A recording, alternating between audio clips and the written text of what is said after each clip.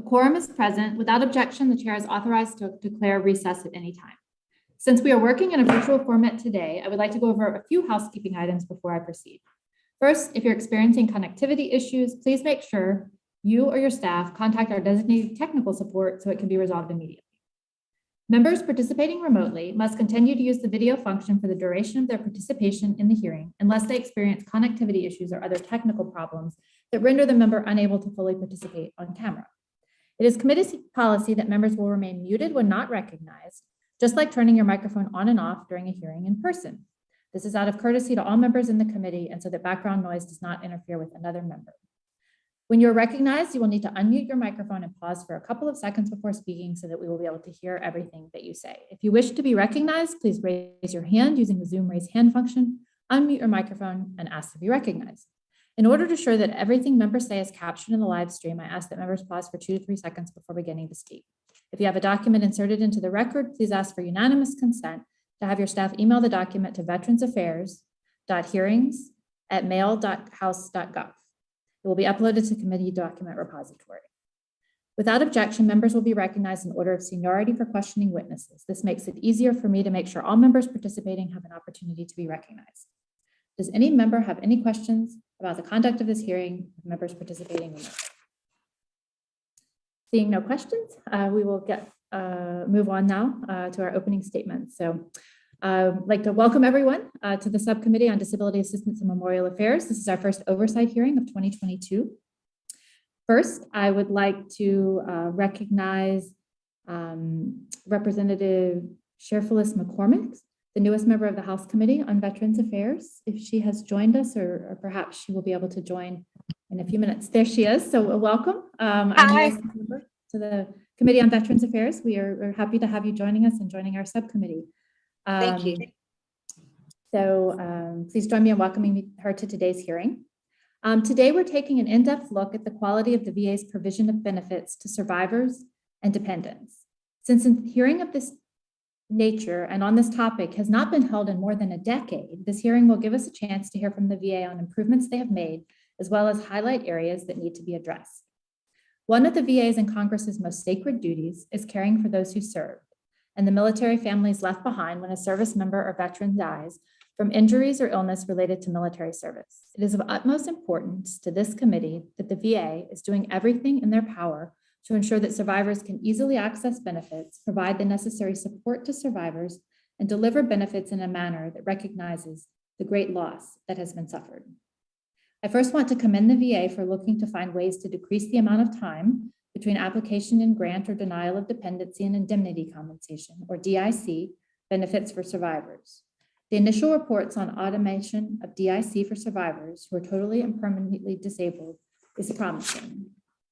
While the VA's efforts are to be applauded, it's also important and necessary to ensure that the VA is conducting thorough quality reviews to prevent the false granting of benefits or giving false promises to surviving families that can cause distress and divert resources. There is more to be done to ensure when a survivor reaches out to the VA via telephone or online that these processes are easy to navigate and that they serve survivors. We were concerned to learn that a change made in 2020 allows all calls to be fielded through 9 call centers versus a single center that was focused on survivor benefits with specially trained operators that have the understanding of the range of benefits the survivor may be eligible for, without specialized training and experience with survivor benefits or dealing with those in the grief process being provided to the operators now responsible for these calls. We are also concerned of reports from VA employees that call center times are limited, regardless of the reason for the call.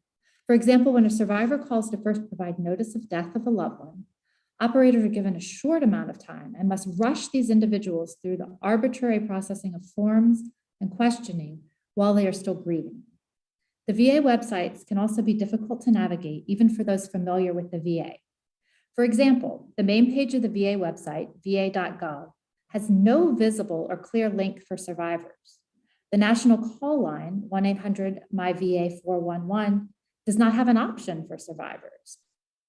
Instead, survivors must know the exact name of the benefit they are looking for assistance on in order to get to the right operator. The lack of targeted outreach and education strategy for survivors, especially those in underserved populations, is startling. I was honestly shocked to find that the Office for Survivors and Assistance, an office created to serve as a resource regarding all benefits and services furnished by the department to survivors and dependents of deceased veterans and members of the armed forces, has a mere 2 employees. 2 employees serve a population of almost 450,000 survivors. According to the VA, OSA does not issue newsletters or targeted emails. This office answered 5,953 emails in the last fiscal year and participated in only 17 speaking or training engagements through FY20 and 21. These numbers seem woefully low concerning the size of the population they serve, which I previously noted was 450,000 people. For surviving families, especially those in caregiving roles, the heartbreak of losing their loved ones is made more painful by a dramatic reduction in income and a loss of support services they were eligible for as VA caregivers. One caregiver turned survivor shared this quote, "I wish the VA would be more empathetic with me. I was a nothing after my husband passed, this after taking care of him mentally and physically for over 6 years. We would like to learn more about what work the VBA is doing to prepare these caregivers for the transition to survivor before the death of their loved one." In preparation for the hearing, the committee conducted a public survey to hear about survivors' experiences in accessing VA survivors' benefits. We received over 200 responses in less than 1 week.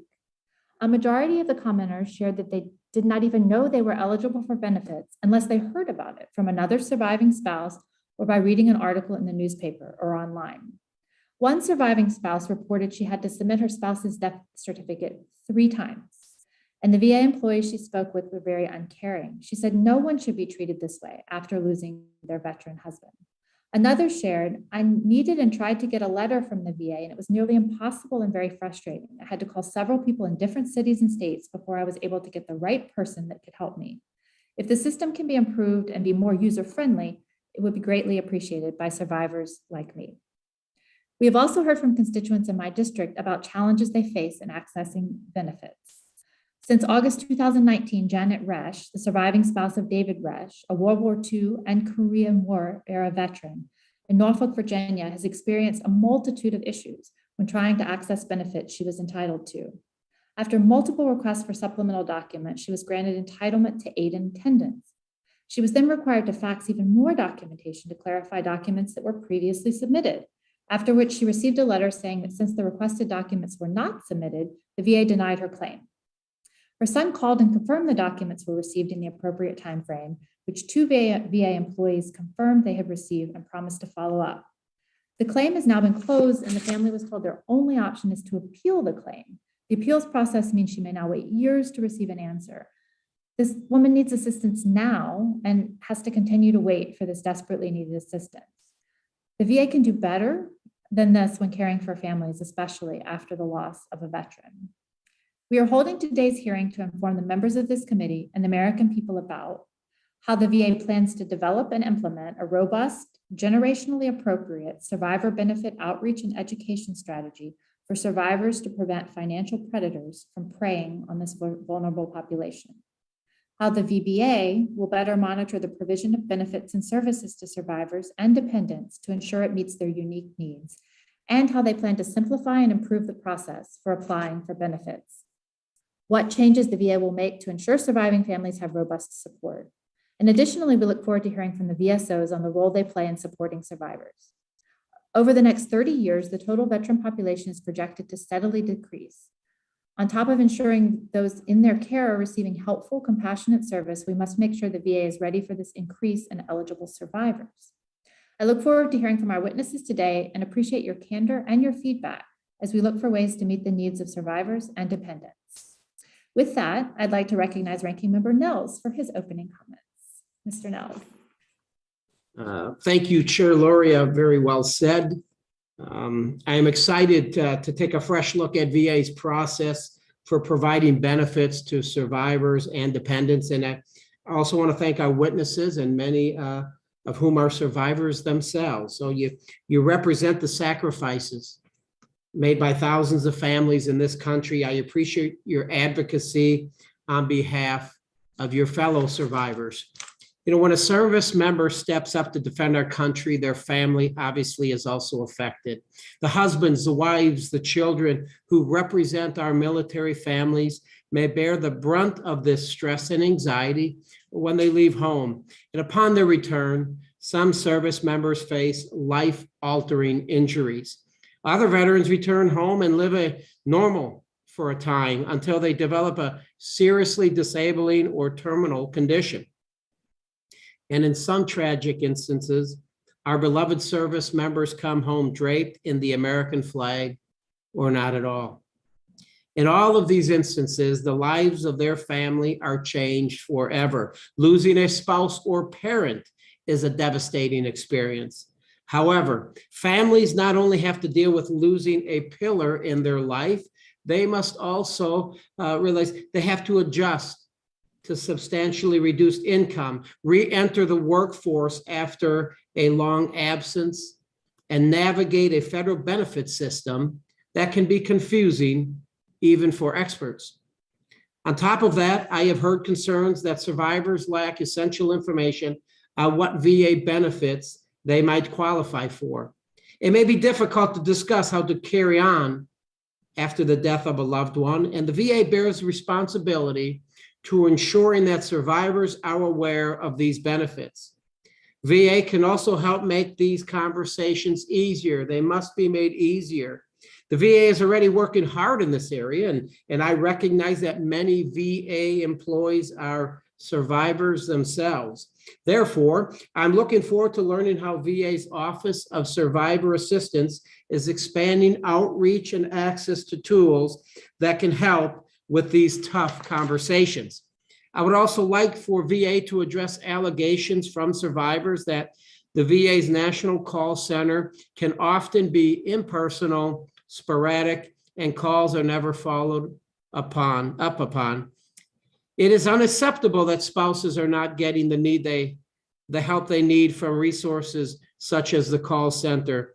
It is also outrageous that upon the death of a veteran, many spouses report having to jump through hoops to prove their marriage to the veteran, even though VA can already verify this by simply looking into the veteran's claim file. During this stressful period of life, the spouse should not bear the burden of proof if VA already has a copy of their marriage certificate. And I believe this is common sense. Furthermore, for spouses whose service member was killed in action, my staff have heard that the process at VA is not always as clear as it may seem. While these spouses have a DOD assigned casualty assistance officer, I was one at one point in time, or a CAO, to help them transition during this difficult time. No such role exists at VA. I'm interested in discussing what it would look like to establish a similar role to the CAO at the VA, who is responsible for assisting all survivors. Finally, although they are not present at this hearing, I would also like to acknowledge efforts at NCA to make families aware of burial benefits and establish pre-need eligibility for burial in a national cemetery. Again, I would like to thank all of our witnesses for being here today. I believe this hearing will help inform what changes need to be made to this process. With that, Chair Luria, I yield back the balance of my time. Well, thank you, Ranking Member Nels. For today's hearing, we have two panels. With us today for panel one, we have witnesses to speak about how VA supports survivors in accessing benefits. From the Department of Veterans Affairs, we have Ms. Cheryl Rawls, Executive Director, Office of Outreach, Transition and Economic Development Service, Veterans Benefits Administration. So thank you, Ms. Rawls, for joining us again. And Dr. Nelijah Carter, Executive Director, Pension and Fiduciary Service, Veterans Benefits Administration. Just wanted to remind our witnesses again to pause for 2 or 3 seconds before you start speaking so that we can capture all of your remarks. And your written statements will be included in the hearing record without objection. So I would like to recognize Ms. Rawls to start for 5 minutes.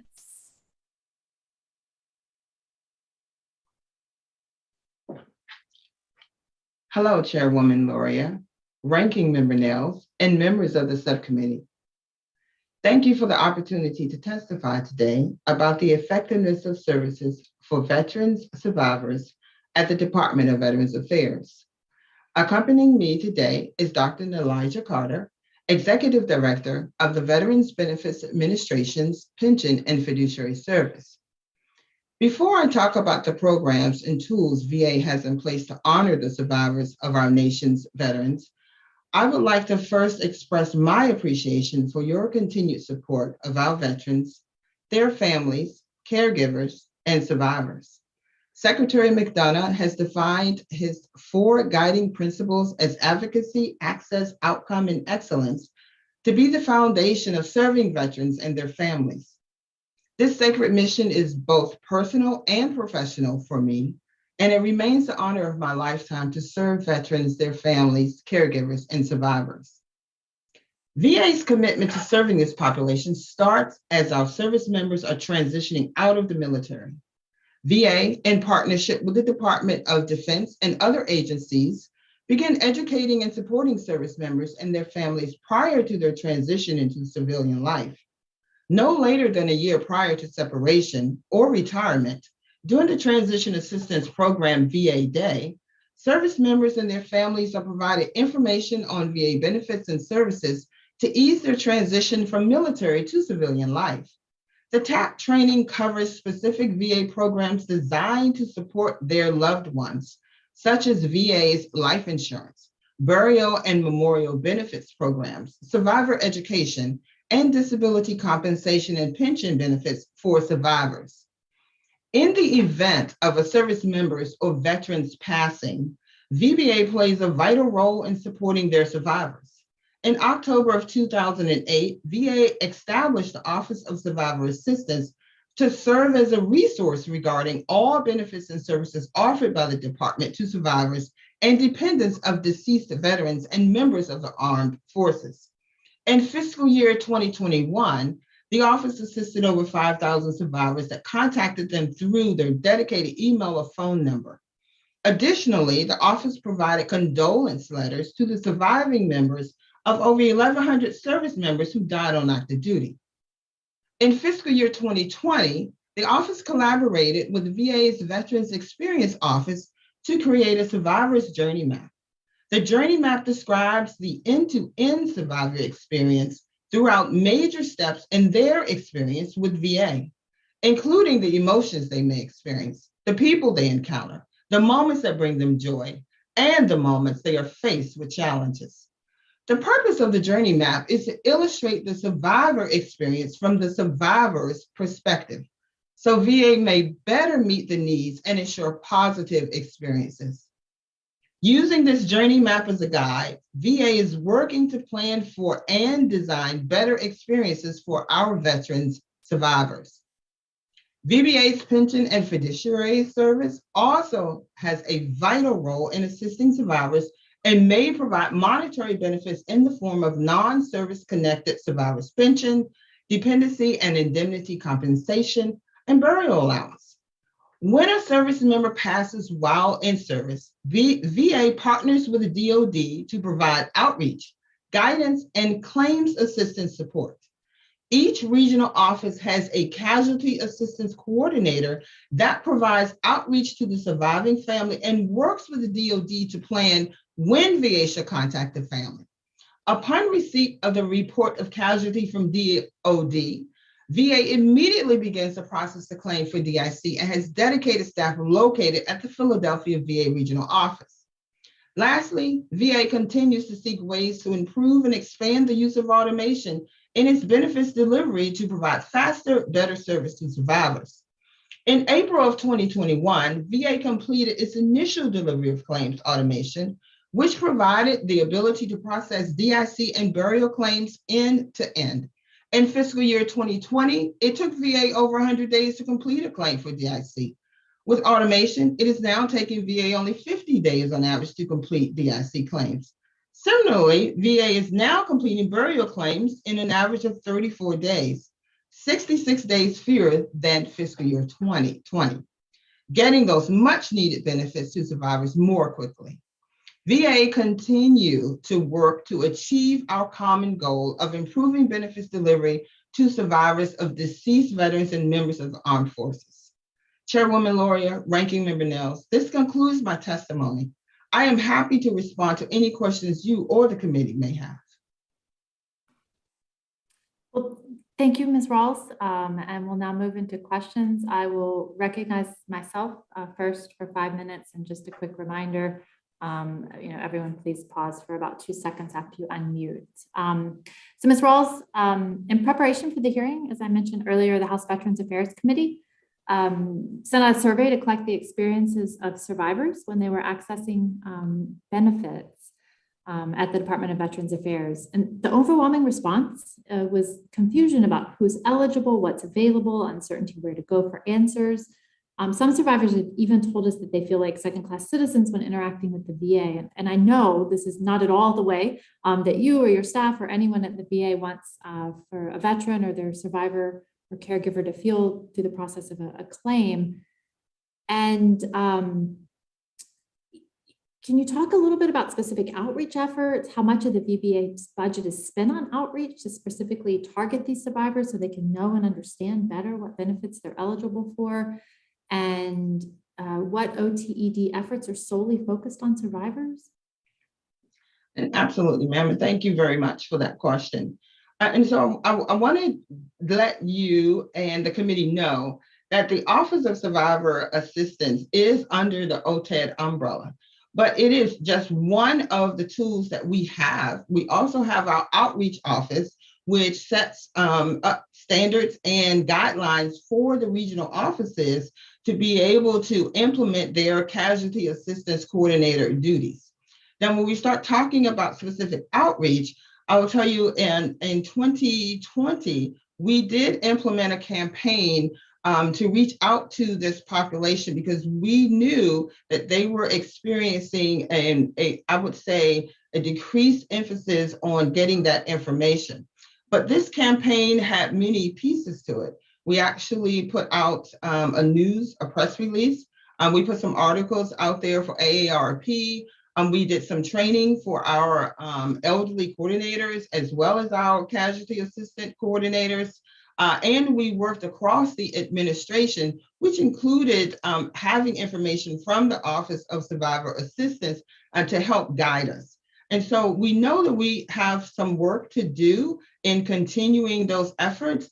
And that's why we have really commissioned the Veterans Experience Office in doing that journey map so it can help guide us to do those unique things that are necessary, ma'am. Thank you.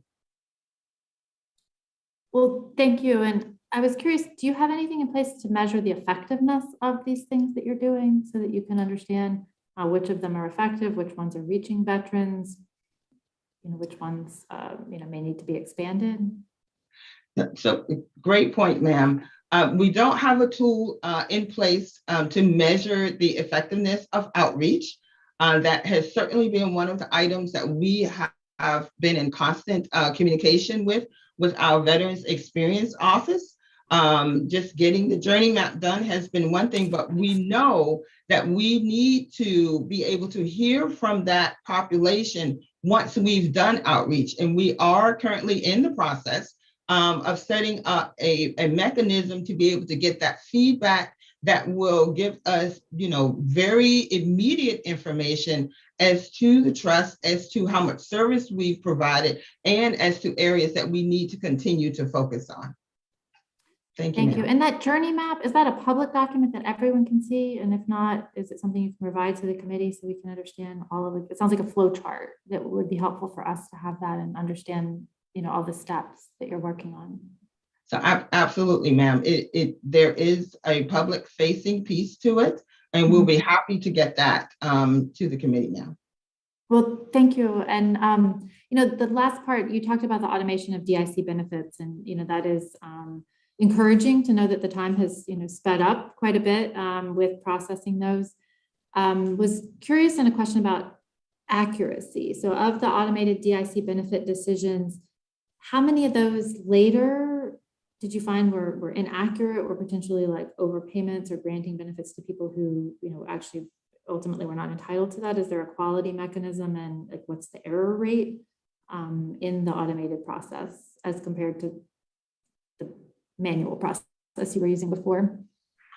Absolutely, ma'am. All of the DIC claims are a part of our current quality review for the regional offices. And I'd like to call on my colleague, Dr. Carter, to expound a little bit more on that process and any of findings or information he can share. Dr. Carter?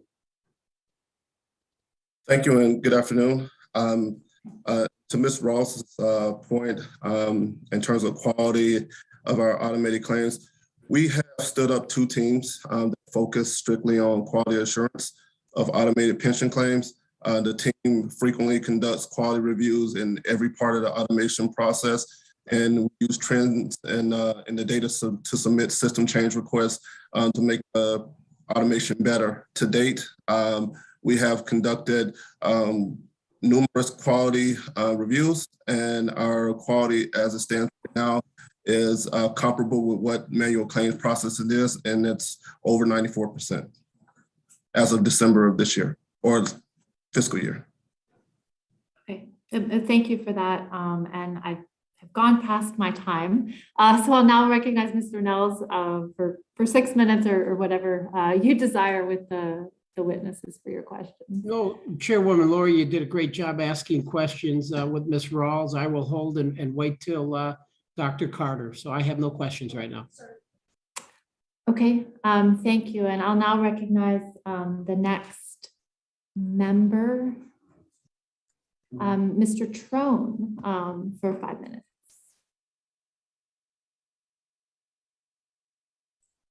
Okay. Hi, Chairwoman. We had a second, had to get our voice on there. Thank you for holding this hearing, Chair Loria. We've all said many, many times, we must do right by our veterans and their families. It's a straightforward mission, but we must commit to it every day.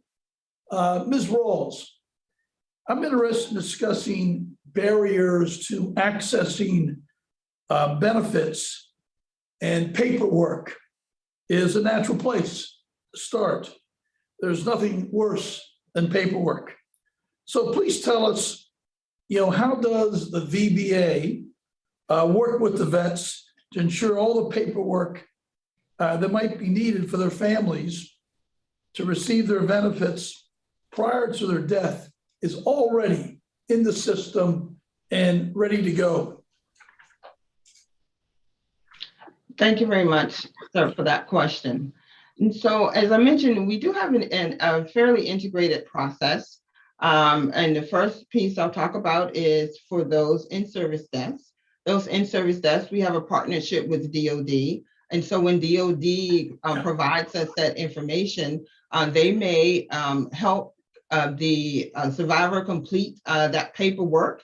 But they're also going to connect with the regional office casualty assistance coordinator, and that casualty assistance coordinator for those individuals will reach out to them, and they may meet with them as many times as they need to meet with them. Now, when we have those who are on our rolls who are receiving benefits, once we are informed of the first notice of death, we do send out information for them. And when they contact us, either via the 1-800 number or the regional office, there is time spent to assist them helping to complete that. The last thing I'd like to say is that we do work with our veteran service officers, our county veteran service officers, our state directors. We provide updates and training frequently. We talk to them about what the needs are, and we have this strong collaboration that we know we will need to continue to build on. Thank you. Thank you for that. I also sit on the Veterans Subcommittee on Appropriations. So if you folks need more funding for better systems, we'd like to know. We need to innovate, get rid of as much paperwork, as much bureaucracy as possible, to serve our veterans and our families better and faster. So thanks for your response. My next question is, what impact does living abroad have on accessing survivor benefits? Thank you very much for that question, sir. We like to say that there is no impact in living abroad. And let me tell you some of the things that we have currently in place. So while all our veterans have access via any electronic communications, they can file those claims. We do have our overseas military service coordinators that are located in various countries that are able to assist. And if they are in an area where we have our benefits delivery and discharge employees, they will also assist them. But one of the unique things that we have done is implemented a partnership with the State Department. And so we do have this alliance in where they are force multipliers for us. It's an interagency agreement. And so we provide training to State Department personnel so they can give information to our veterans that are living abroad. Thank you very much, sir. And other underserved populations, what's your plan to attack those? Thank you very much for that question. Our underserved populations, right now, we are continuing to work, say, for instance, with our tribal nations to meet those needs and to ensure that we go out and we do the claims clinics as necessary or as needed. We have a project now where we are aligning which nations would like for VA to come out and do those claims clinics. We also work to do community veterans engagement boards in those areas. We have completed women veterans journey maps to ensure that we are capturing our right personas and what we need to do for populations. And so we do align ourselves for specific populations, but generally, sir, we know that veterans are not necessarily uniquely identified with any one person. I'm a Black female veteran, and so I get information that involves me from various modalities. Thank you, sir. Excellent, thank you. I yield back, Chairwoman. Thank you, Mr. Tronan. And I understand Mr. Nellis would like to ask a round of questions. All right, thank you, Chair Loria. And Dr. Carter, we're going to hear testimony from Gold Star wives, and they discuss the struggles survivors of veterans who died by suicide face when applying for benefits. And what training does the VA provide to employees on processing DIC claims when the survivor states that the veteran's death by suicide was service-connected? Thank you for that question, sir. VBA is definitely committed to providing its employees with training and education they need to provide outstanding service to all veterans, survivors, and other claimants in regards to however they may pass away. VBA has a standard employee training that is provided to all new claims processors. And when they become journey level employees, they have annual refresher or when we have changes in policy and procedures, we update training, provide that as well. And then they have a 40-hour training requirement each year while they're a VA employee. Well, thank you. That's good news, because obviously that would be very, very troubling for a survivor to try to have to work through this process, knowing that her loved one would have died as a result of suicide. That's a very sensitive issue, and we need to make sure that the individuals on the other end of the line at the VA are taking those things under consideration when dealing with that survivor. My other question related is maybe to automation, and explain to me how automation has improved the processing of survivor claims. Yes, sir. Thank you for that question as well. We attribute much of our success in completing burial and DIC claims timely to our initial phases of automation. And yeah, I'm proud to share that as of December 2021, our average days to complete these claims are well under 60 days, as Ms. Rawls stated in her opening statement. As of FY21, our automation capability has completed over 48,000 burial claims, which were 57% of all burial claims.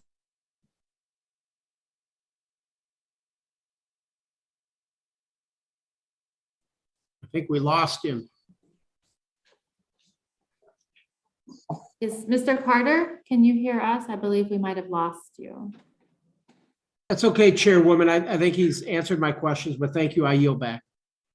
Well, thank you, and we can allow him to follow up if there's any additional information once he is able to come back on. I will now yield 5 minutes to Mr. Ruiz, and just for everyone's situational awareness, for the people who are currently on right now with their cameras on, it will be Mr. Ruiz, Mr. Moore, Ms. Capter, and Ms. Miller-Meeks. Thank you very much. Today's discussion is a very, very vital one. How do we help families access the benefits they need to care for themselves and others left behind after the loss of a loved one? I have long heard from my constituents about the difficulty of navigating the current system. Right now, I have more than a dozen cases open for constituents who have tried to figure it out on their own and gave up because they didn't know where to even begin. So clearly, the current system is not working. It's difficult, it's cumbersome, and it's not friendly to the constituent. It is long overdue that we examine the process from how surviving families are notified about their benefits all the way through how the benefits are delivered. We need to know where the roadblocks are occurring so we can knock them down and make it easier for all surviving families to get the help they need. The last thing a person should have to worry about while mourning the loss of their loved one is how to access help that is meant for them. My question is for Ms. Rawls. Are survivor resources provided in multiple languages for survivors whose first language may not be English? Thank you very much for that question, sir. Our benefits guide is provided in Spanish, and so we can request that, and we can get that out as people come in and they want that information. We do have. Excuse me. Let me just interrupt there. Yes, so it's upon request. Yes, sir. Okay. So our people who provide the benefits booklets to we say the regional offices, they can request them. So when people come in to the regional offices, they will have them available to hand out to them, as well as our veteran service organizations. They can request the benefits guides in Spanish, so they can hand them out also, sir. Okay. Mhm. And are they in any website? Do they have an option to click on, Español, se habla español on the website, or any kind of interpretation services if they call in for any assistance? So absolutely, if they call in, we do have Spanish speaking call center employees that they can get assistance with. And we are continuing to work to ensure that all of our information in our websites, that the capability that you just mentioned, sir, is available. Okay. And of course, there are multiple languages spoken in our country, and we have service members and spouses who speak multiple languages at different levels of proficiency in speaking English or not. And so it's very important that we expand and make that, eliminate that barrier to access to the information as well. One of the things that we've really highlighted during this pandemic is the collaboration with local organizations to do the outreach into communities, to educate, to train, to provide testing, masks, as well as the vaccination campaign. So what role do you see local organizations who are from and local individuals who don't necessarily work for the VA, but can be great partners in reaching out for the survivors' benefits and collaborating with community organizations to get the benefits where they're needed in the easiest fashion? Excellent question, sir. Just last year, OTED began working to establish relationships with what we will call our non-traditional veteran service organizations and community organizations. And so one of the first things we would say for people is to reach out to us, because we will do a 1 to 2 hour seminar or symposium, depending upon what those needs are. As far as the community is concerned, we continue to partner with the county veteran service officers who are very familiar with the organizations that are in that area. We provide consistent training, and we do have meetings. And the last thing I'll say is that our regional offices, they are in the community. So they are working with the local individuals that are on ground there, and they'll be able to provide them information. Do you have a program that works in collaboration with the funeral homes? So that way they know when to refer survivors to their local VSOs? So we do provide information to the funeral home directors, but I will tell you that is an area that we can certainly tighten up and meet with them more consistently. Many times they do, have these conferences. It would be great for us to figure that out and be able to become speakers at those conferences also. Yes, sir. Thank you. I yield back my time. Thank you, Mr. Ruiz. I will now recognize Mr. Moore for 5 minutes. Thank you, Madam Chairman. Ms. Rawls, does the VBA have plans in this year to increase the amount of in-person outreach events conducted for members of the surviving community? And absolutely, sir. Last year, we did almost 125 combined activities. That was between the Office of Outreach as well as the Office of Survivor Assistance. This year, the office has already completed well over 100 engagements. And we're continuing, to ensure that we're working with either our women's veterans coordinators, our elderly coordinators, our state directors. So we have a presence in activities so we can get to that population. Gotcha. So thank you. Thank you. Also, a real quick question. Many of the individuals I spoke with prior to the hearing were unaware that the materials the VA had already developed to aid veterans and their spouses, such as Planning My Legacy Toolkit. How's VA working to push these tools out to the populations who need them? Thank you very much for that question, sir. And one of the things that we did during our campaign for outreach year before last, when we pushed information out through our Gov Delivery to our veterans, we gave them the information to contact the VA to get acquainted with us in this process. In addition to that, we've continuing to work with our CVSOs and our VSOs, giving them those products to make sure that they have them. And lastly, we not only have partnering with VE, but we do have quarterly meetings where we bring in an integrated community around survivors that will help to amplify that message. So we have a number of different activities that we cycle through, sir. Okay, thank you. And with that, Madam Chair, I'll yield back. Thank you, Mr. Moore. I will now recognize Dr. Miller Meeks for 5 minutes.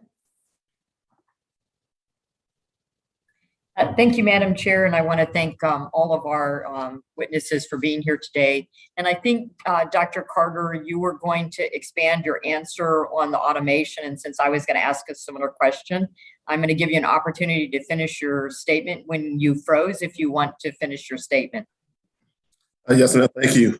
And to finish my statement, further, just to enhance our automation capabilities, VBA is seeking ways to further expand our pension automation capabilities, and that's through acquisitions, information technology, and that automated claims processing allows VA to provide quicker and more accurate decisions than traditional manual claims processing. We're generally able to provide a decision on those burial and DIC claims within hours, as opposed to months that it would normally take. So that concludes my answer for the previous question. Thank you. You're so welcome. And to either of our witnesses, when was the last time that the burial allowance for a non-service connected death was raised? So my father's, I'm military. My father was career military. My uncle, my brother. So I've had a number of veterans related deaths in my family and burials, and it seems like it has been $300 for the burial allowance for, well over 20 years that I know. So how long has it been at that level? Does anybody know? So, I have probably the same recollection that you have. It's been a while, ma'am, since we've raised that, but I do want to call on Dr. Carter to see if he has some more recent information. Yes, ma'am, I do. And it's set to raise January 5th of 2023, and that's per Public Law 116315. And what will the amount be? I believe it's 831, but we can take that back for record and But that would be for a VA death, not a non-service connected death. That's for a non-service connected death. Yes, ma'am. So it's going to go from 300 to 831. Yes, ma'am. Okay. We might want some clarification on that, so I apologize. That just seems a big jump.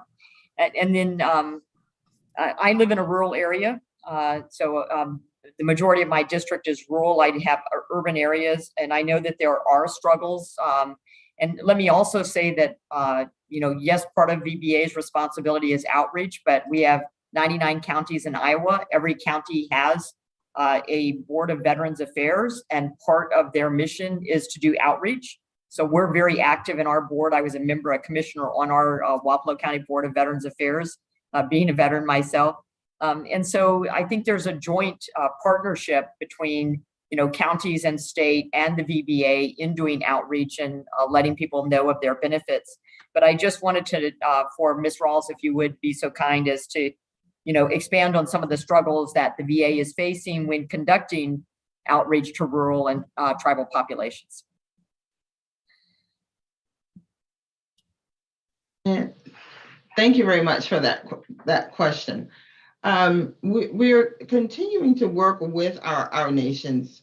As you know, the Secretary's Advisory Board for Native Americans was just stood up this year.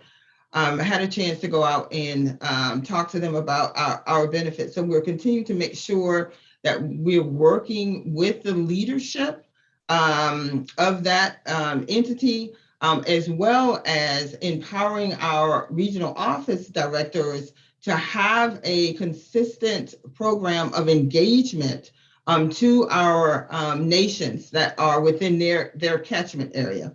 From the national perspective, we have our opportunities to do claims clinics. We're working through now what that list would look like. And we have, pivoted from the cause of the entire pandemic, what that has done for us.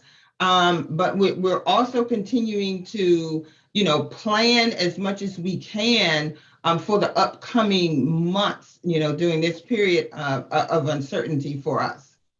Thank you so much. Madam Chair Lear, I yield back my time.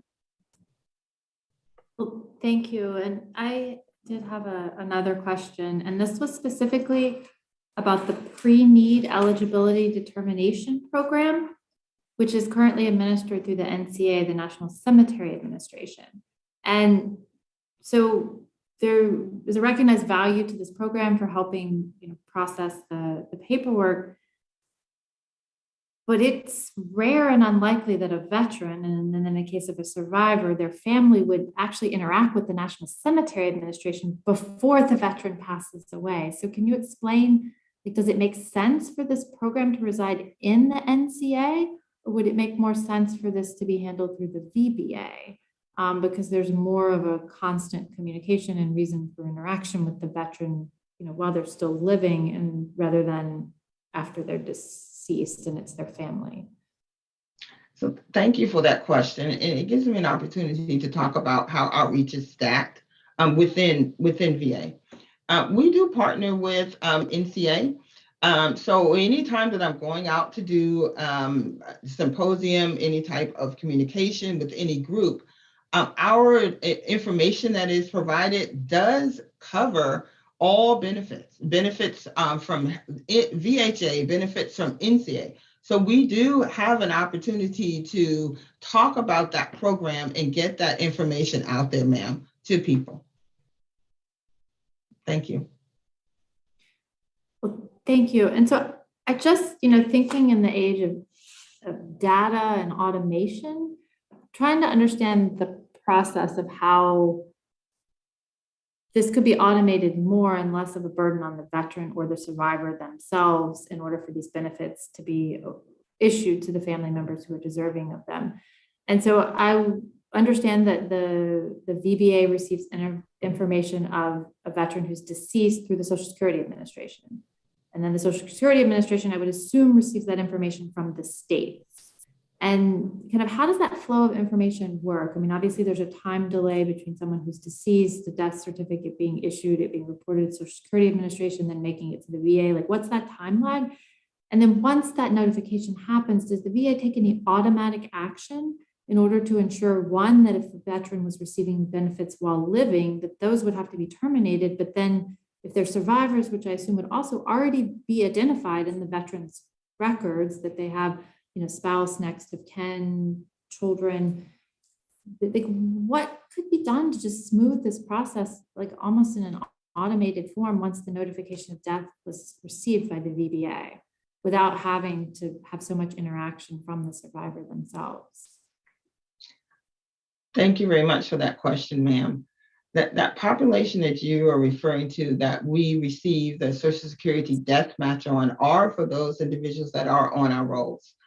Of the 20 million veterans, I guess we have a relationship VA of about 10 million, but there are a little less than 4 million that are on our rolls. So that Social Security death match, that's the match that gives us the check mark and it nudged in the trigger to provide that information to the survivors to include their estate of their information.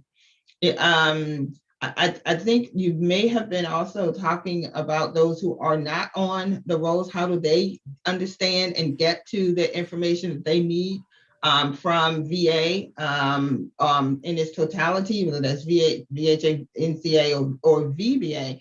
And that's where we rely heavily on, I would say, the experiences of others, our general information, all of the outreach campaigns that we put on. We ensure that we're covering survivor benefits, so people will know to contact us so we can get that information out there to them, ma'am. Thank you. Well, thank you, and I appreciate that insight. I don't know if any of my other colleagues would like to ask a second question. Mr. Moore, do you have any questions? Mr. Moore, I think you're speaking, but you're muted. Sorry. No, ma'am, not at this time. I'm okay. Okay.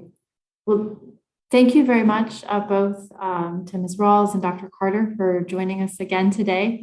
We appreciate when you are able to share information with the committee and really appreciate the work that you do on behalf of our veterans and their survivors as well. So we look forward to staying in touch on these topics, and that will conclude our first panel. So I'll give a second here as I introduce our second round of participants, if they can go ahead and turn on their cameras. So I would like to thank the veterans advocate groups who are with us today for the second panel. I'll read the names of the witnesses who are going to participate, as well as several groups who provided written statements for the record. We have Ms. Kelly Hruska, who's the Government Relations Director for the National Military Family Association. Thank you for joining us. We have Mrs. Ashleen Haycock-Lohman, who's the Deputy Director of Policy for the Tragedy Assistance Program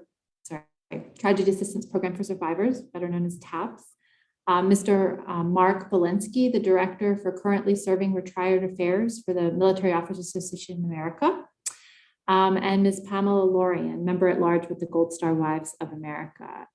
We also have received written statements for the record from the American Federation of Government Employees, the Paralyzed Veterans of America, the Disabled Veterans of America, the Veterans of Foreign Wars, the Minority Veterans of America, the Modern Military Association of America, the Vietnam Veterans of America, American Gold Star Mothers, Inc., and the Elizabeth Dole Foundation. And we'll enter those into the record, but I think you can see by the large number of statements that we've received from different veteran service organizations that this is a topic that is very important to our veteran and survivor community.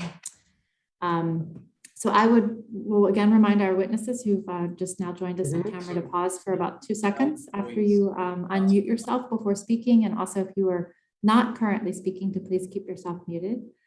And your statements in full will be included in the hearing record for today. So I would now like to recognize Ms. Ruska for 5 minutes for your statement. Thank you. Chairwoman Lauria, Ranking Member Nels, and distinguished members of the DAMA Subcommittee, the National Military Family Association would like to thank you for the opportunity to present testimony today on the effectiveness of services for survivors provided by the Department of Veterans Affairs. The VA provides surviving family members with an annual summary of benefits letter that indicates the amount of dependency and indemnity compensation, or DIC, the survivor should receive. Not only does the letter provide important information for the survivor, but the letter may be used in applying for benefits, such as housing entitlements, local property, or vehicle tax relief. This letter is an official record of the survivor's VA entitlement. We've heard from some surviving spouses that they don't receive this letter. The Veterans Benefit Administration must ensure that the summary of benefits letter is sent to all beneficiaries annually. Not only are all surviving families not receiving the summary of benefits letter, but the information included in the letter is broad and may not be relevant to surviving family members. For example, the VA benefits information doesn't provide an itemized list of compensation. The DIC is presented as a lump sum. If the surviving spouse is receiving an add-on to their DIC, that add-on is included with the DIC payment.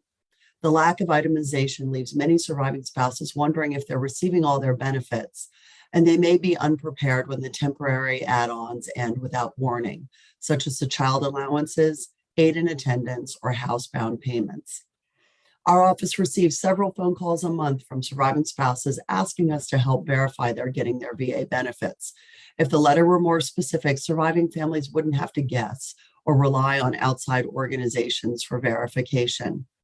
The reverse side of the letter provides details on VA benefits for veterans and identifies wartime service periods, but not benefits for surviving family members. Why can't VBA print survivor-specific VA benefit information on the back of the summary of benefits, such as CHAMP VA, meds by mail, home loans, and education programs? This would be helpful to the surviving spouses that don't use or don't have access to online resources. We do appreciate the summary of benefits instructs the survivor to contact their state or local office of Veterans Affairs for information on state or local benefits for which the survivor may be eligible. States and local communities provide valuable resources and benefits to surviving families that are often overlooked. This is an excellent reminder. VBA has done a great job developing online resources for surviving family members. Families can access eligibility information for benefits and services, detailed instructions on how to apply, and applications can be submitted online. They've also developed FAQs for many of the programs so families can find answers to many of their questions before they apply for benefits. However, when considering how information is shared, it's important to keep in mind the needs of the population being served. Many of our older surviving spouses, 41% of surviving spouses are over age 75, may not use or have access to a computer. VA needs to meet surviving spouses where they are. The VA needs to deliver information in different ways for surviving spouses to get accurate information from trustworthy services. Dedicated phone lines and trusted individuals to review benefits and help in applying for those benefits would fill a deepening gap. It has been 7 years since the U.S. Supreme Court's decision declaring that same-sex couples possess a fundamental right to marry and require all 50 states to license marriage to same-sex couples. Formal recognition of marriage equality by the Supreme Court was an important first step, while achieving actual marriage equality requires careful implementation. After the decision, the VA updated its forms to reflect the change. Just as VA updated all forms that requested marital status and dependent information in order to clarify that same-sex married couples and their dependents are eligible for benefits, it is time to update the definition of surviving spouse in U.S. Code. Because formal marriage equality is now the law of the land, the statutes should be updated to reflect the change. Same-sex surviving spouses are entitled to the same survivor benefits as their opposite-sex counterparts, and this needs to be enshrined in law to provide assurance of this right and continued progress toward full marriage equality. Finally, the VA survivor's pension is paid to widows of veterans of armed conflicts who meet certain minimum income level and net worth requirements set by Congress. The current amount paid to eligible survivors is well below $12,880, the 2021 poverty level for one person. NMFA supports a legislative change to link death pension benefits to the federal poverty level and determined each year by the poverty level determined each year by the Department of Health and Human Services. Thank you for the opportunity to share our thoughts, and we stand by for questions. Thank you. I appreciate your comments and insight. And I would now like to recognize Mrs. Haycock-Loman for 5 minutes for comments. Thank you. Chairwoman Loria, Ranking Member Nels, and distinguished committee members, the Tragedy Assistance Program for Survivors thanks you for the opportunity to speak on behalf of all those who have lost a loved one to military service, regardless of the manner, place, or time of death. TAPS works every day to address survivors' immediate needs. Through our daily communications with survivors, we have learned that they generally have positive views and experiences of the Department of Veterans Affairs. Where survivors face the most challenges are in access to VA benefits and programs. Surviving spouses frequently share with TAPS their communication challenges in accessing VA's dependency and indemnity compensation. Each year, VA sends a letter asking survivors if they have remarried. Surviving spouses are required to send back the letter confirming their marital status. If VA does not receive the letter or it is incorrectly completed, DIC benefits are terminated. The VA does not consistently send letters to every surviving spouse, so they are not actively expecting to receive one. Surviving spouses also do not have an easy way to verify whether or not the VA received their return letters and are caught unaware when the DIC payments stop. Once VA turns off their benefits, it can take 2 to 4 months for VA to turn them back on, which can cause major financial issues for many surviving spouses whose only source of income are survivor benefits. TAPS recommends the VA take a similar approach to most healthcare companies and send out an annual letter that surviving spouses only need to return if they have remarried. The VA would no longer require surviving spouses with unchanged marital statuses to return the annual letters to ensure on-time payment of their benefits. When surviving children turn 18 years old but are still in high school, they are eligible to continue receiving DIC until they graduate. 6 months before a surviving child turns 18, VA sends them a form to complete. It can take 18 months for the VA to process these claims. The problem is that these cases are not included in the national work queue. Instead of being processed as supplemental claims that take 4 to 6 weeks to process, surviving 18-year-olds are told to initiate a new DIC claim in their own right. VBA's current recommendation is to design a new 21P-674 form catering specifically to DIC students turning 18 and communicate claims errors as learning opportunities in the field. While TAPS appreciates the VA's effort, we believe the solution is more of a Band-Aid than a long-term solution. Adding another similar form for survivors to complete will create confusion. The DoD experienced similar problems with executing benefits for child option SVP recipients. DFAS rolled out a new process in 2019 that is based on an honor system. It recognizes that the application and supporting documents required to process benefits are legally binding. Surviving families have repeatedly told us that navigating only one new form is easy and that electronic filing has prevented payment delays. TAPS highly recommends VA switch to a similar process. More than 450,000 surviving families receive DIC benefits from the VA. TAPS and the survivor community have supported increasing DIC for many years to provide parity with other federal programs. The Caring for Survivors Act will strengthen DIC, a critical VA benefit, and ensure financial security for surviving families. We urge passage this year. According to a TAPS 2020 survey, 55% of survivors coming to TAPS were caregivers for service members or veterans. Caregivers who become survivors are often ill-equipped to access and navigate support, resources, and services available through the VA. Caregiver survivors also find themselves fighting to establish service connection before or after the death, compounding a stressful caregiving and grieving process. After their loved one passes, caregiver survivors are challenged by understanding and executing wills, arranging funeral plans, and accessing and applying for benefits. They often fail to apply for or receive all eligible VA benefits, losing potential income or resources when bills are accumulating. Expenses are increasing, and finding appropriately compensated employment is difficult. Another priority for TAPS is allowing surviving spouses to retain benefits upon remarriage. A key provision is the removal of the hold themselves out to be married clause in federal statute. The language unduly penalizes surviving spouses and may cause them to lose their benefits. Many surviving spouses in long-term relationships live in fear of being investigated because someone notified the VA. This clause also defines marriage as between a man and a woman, counters the Supreme Court decision that legalized same-sex marriages, and does not align with the VA's inclusive efforts to support the LGBTQ survivors and veterans. TAPS appreciates the opportunity to testify today, and I look forward to answering any questions you may have. Thank you. Thank you, Ms. Haycock-Blumen. I will now recognize Mr. Belinsky from MOA for 5 minutes.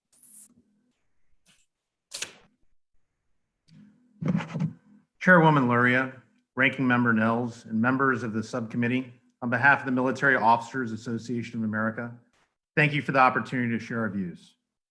As a veteran, military spouse, and son of a surviving spouse, I've witnessed these challenges firsthand.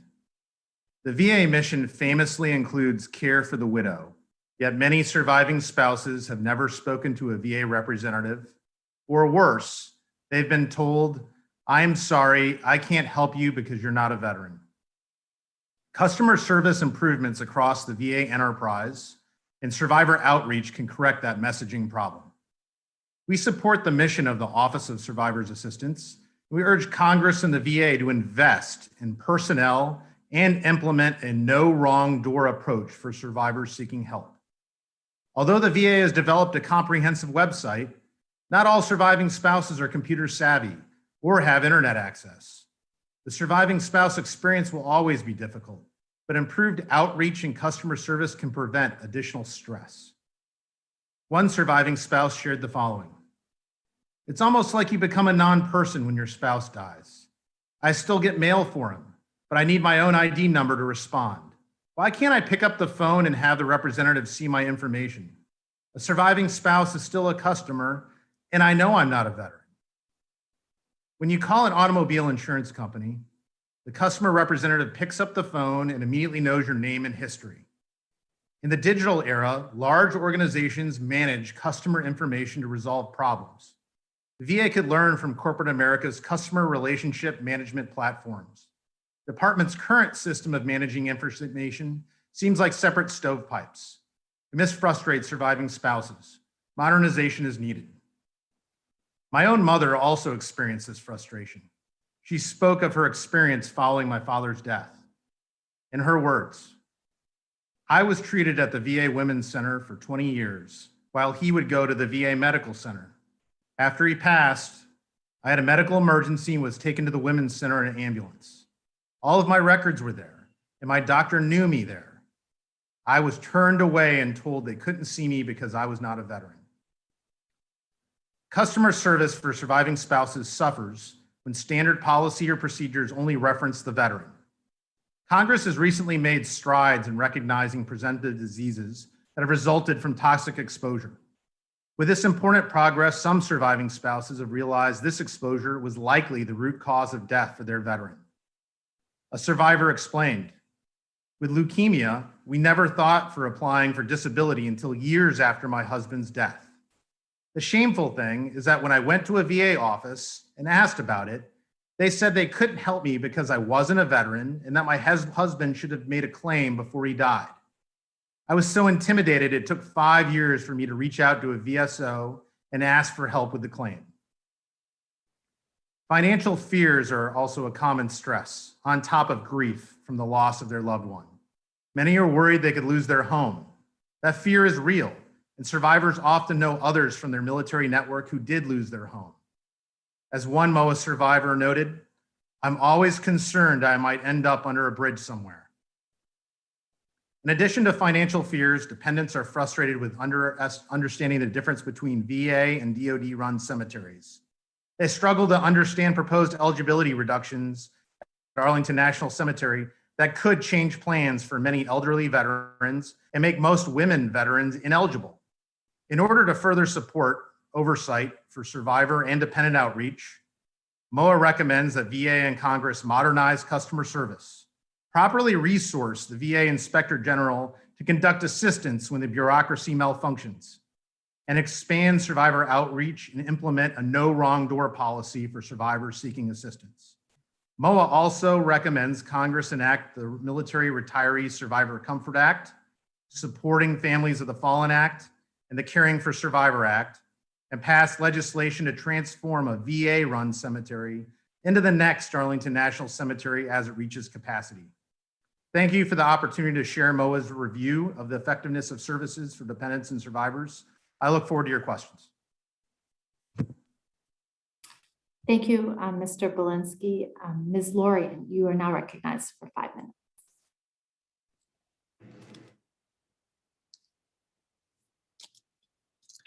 Chair Loria and Ranking Member Niels and distinguished members of the Disability Assistance and Memorial Affairs Subcommittee, I am pleased to be here today to testify on behalf of Gold Star Wives of America Incorporated and to share our thoughts.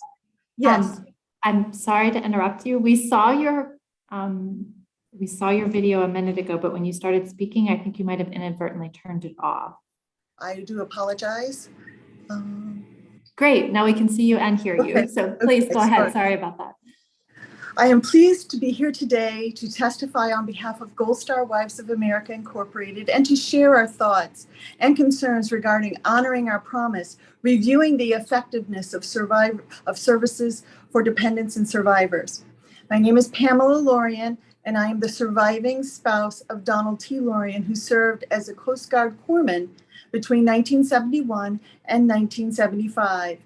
He died due to service-connected causes in 2016.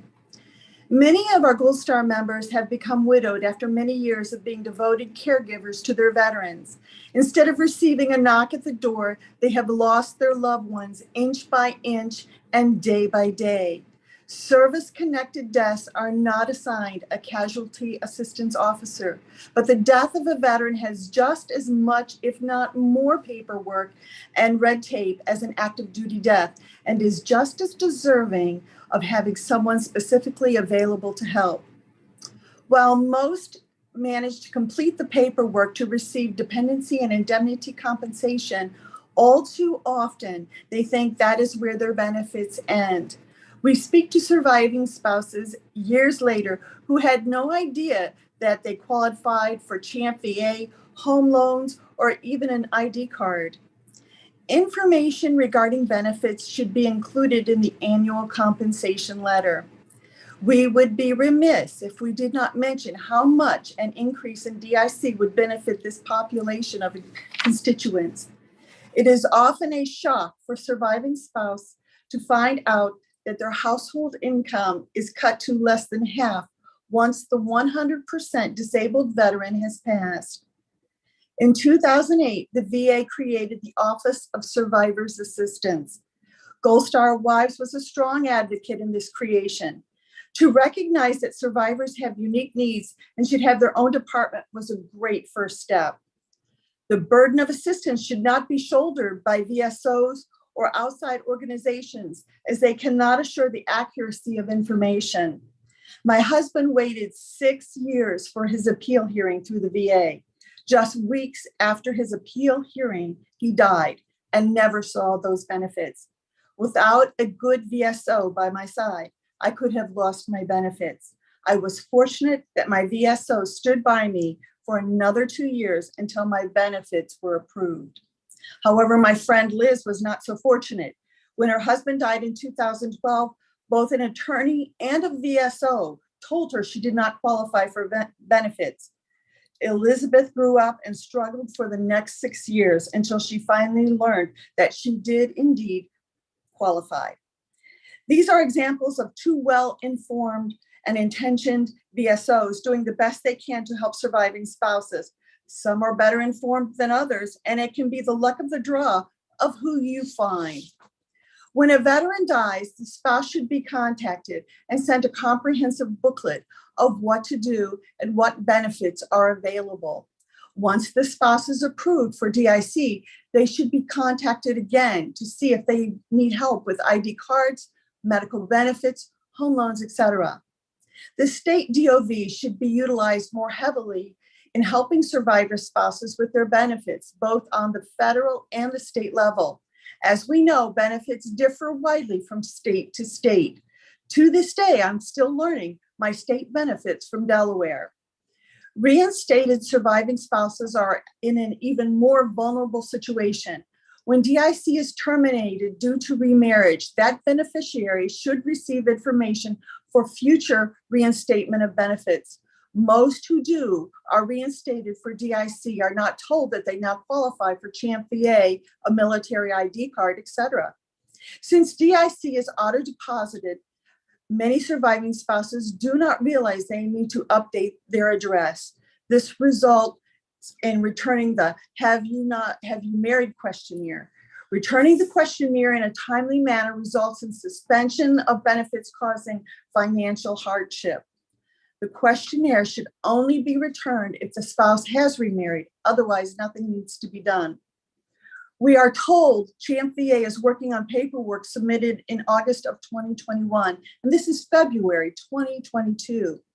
This lag time means those applying for CHAMP VA and those trying to make the switch from CHAMP VA to CHAMP VA for life are nervous about using medical services. They need to at least get an auto response with a receipt and assurance that if and when medical benefits are approved, that the medical will be retroactive to the application date. Surviving spouses who have had eligibility denied in the past need to be notified when a list of presumptives has been expanded. For example, we know some who have been denied in the past, but now would be approved due to the expansion of the list of presumptives for Agent Orange. Mental health is an issue shared by many surviving family members. Increasing funds for vet centers will increase the staff available to provide treatment. We have heard reports of surviving spouses who have had services suspended mid-treatment due to lack of available providers. We do appreciate all that the VA is doing for survivors. We encourage our members to go to the websites, the Facebook pages, and to keep themselves informed. And I thank you for the opportunity to speak, and I'm available to answer your questions. Well, thank you. And thank you to all of our witnesses in this second panel for sharing your insights and the experiences with the veterans in your organizations and who you work with day in and day out. And I actually will, Ms. Lorian, start with you. I know you went last on the statements, but I'll go to you first on the questions.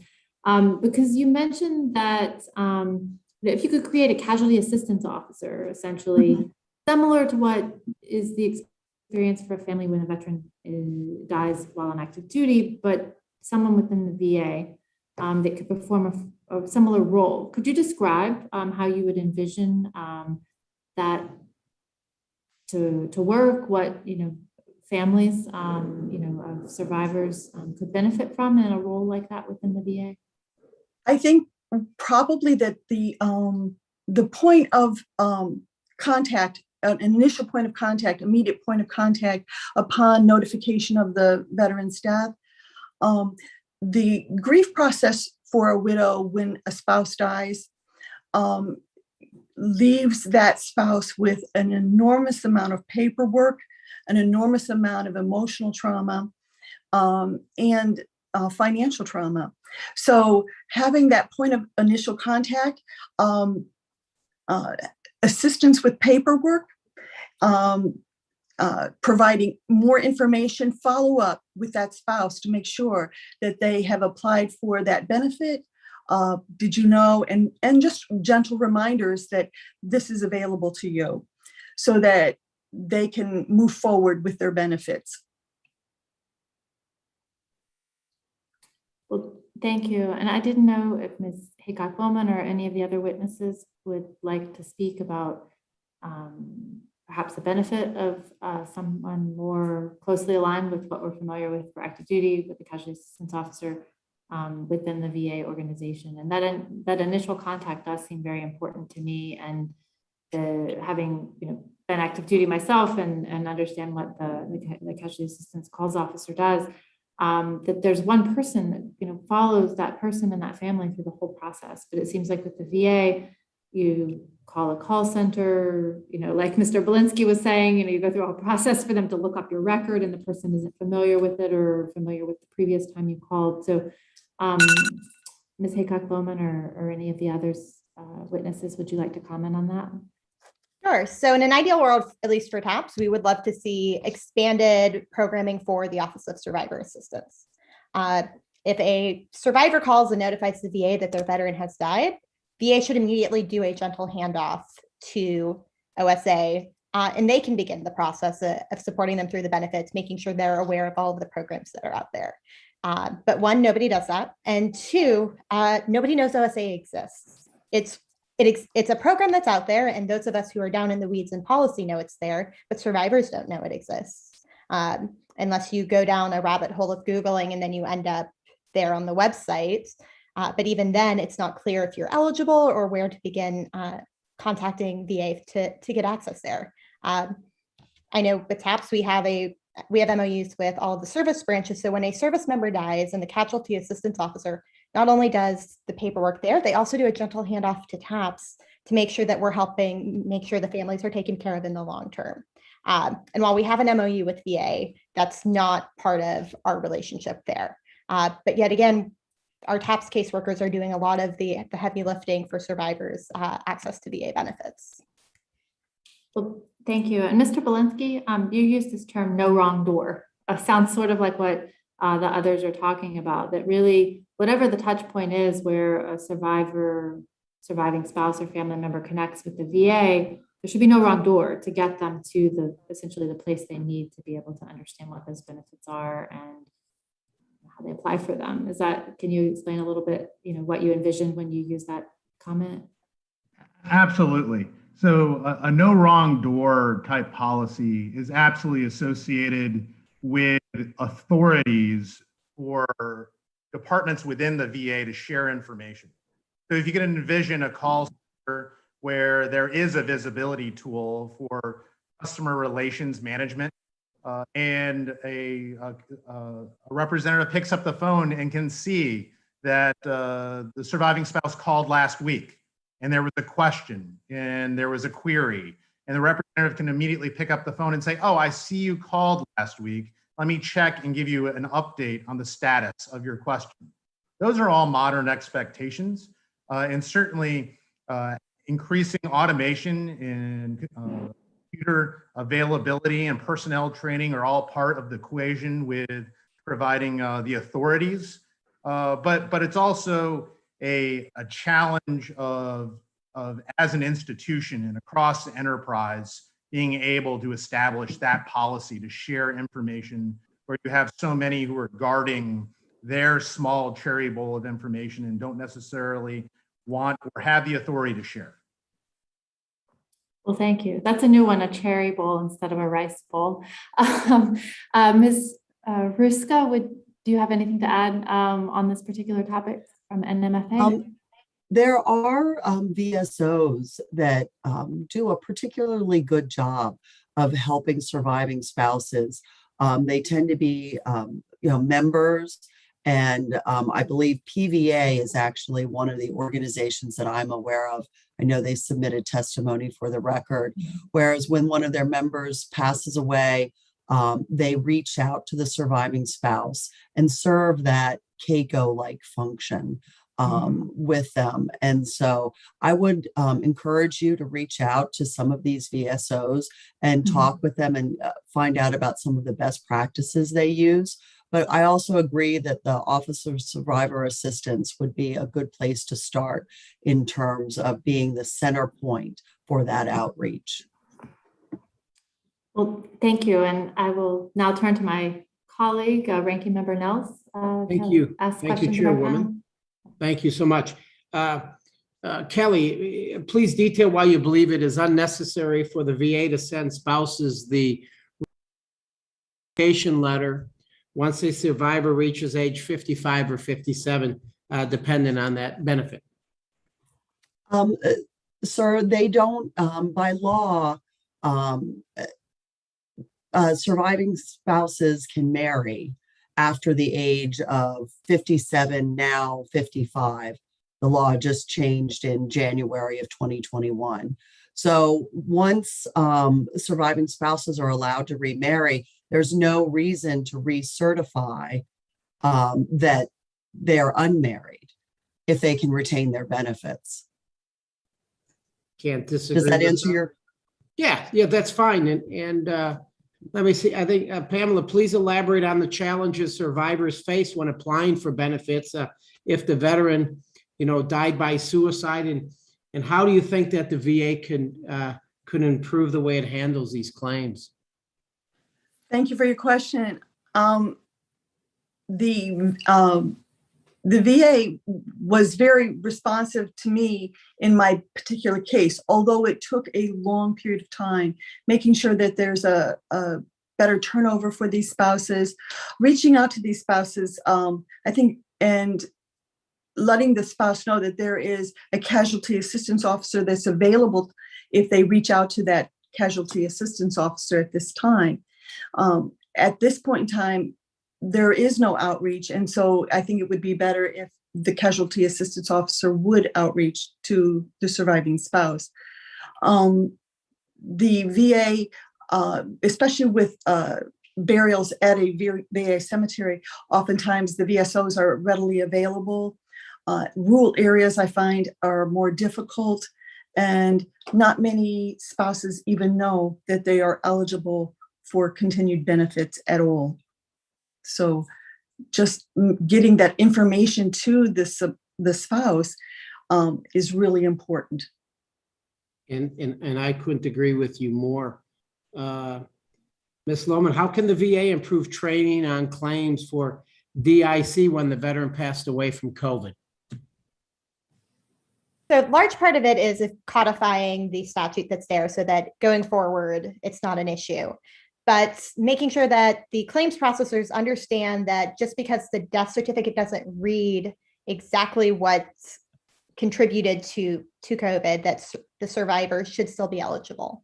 So some of it comes down to educating the medical offices, but also ensuring that they're doing more robust training, because we are still seeing a large number of survivors whose veteran died from COVID, but also had a high-risk cancer or other illness that was service-connected. Very well, thank you. Rep. Louie, I'll yield back. Well, thank you, Mr. Nels. And I understand from my colleagues that there are no further questions for the panel, but we greatly appreciate you taking the time to join us today, and also for all of the VSOs who presented statements for the record and writing. It's very valuable information from our work. And we can see from today's discussion that the VA is doing a lot for our survivors and their families, but there's more that they could do. There's a way to update and really bring technology and into the 21st century. And as Mr. Belinsky said, sort of more of what expectation is of customer service.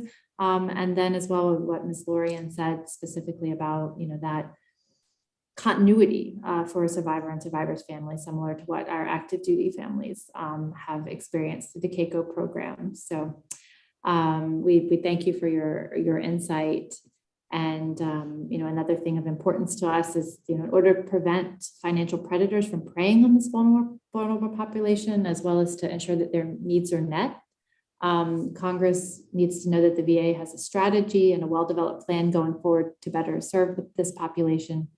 as well as ensure that survivors are never treated like second-class citizens at the VA, that they receive the same care that their veteran spouse received. So I'd like to thank our witnesses for participating. I'm grateful for all of the information that you shared and appreciate your partnership with the VA. And I see Ms. Rawls joined us again on camera. So thank you as well for participating.